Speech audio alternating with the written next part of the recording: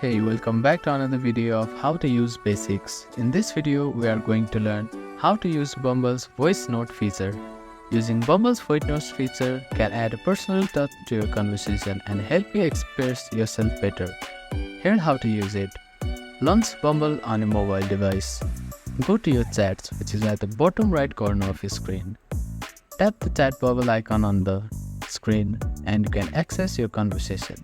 Choose the chat where you want to send a voice. In the chat interface, look for the microphone icon, which is at the bottom right corner of your screen. Press and hold the microphone icon to start recording your voice message. Speak your message while holding the icon and release the icon when you are done recording.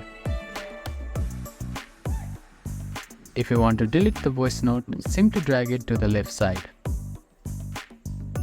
After recording, you may have the option to listen to your voice note before sending it. If it sounds good, you can send it. If not, you can record it again.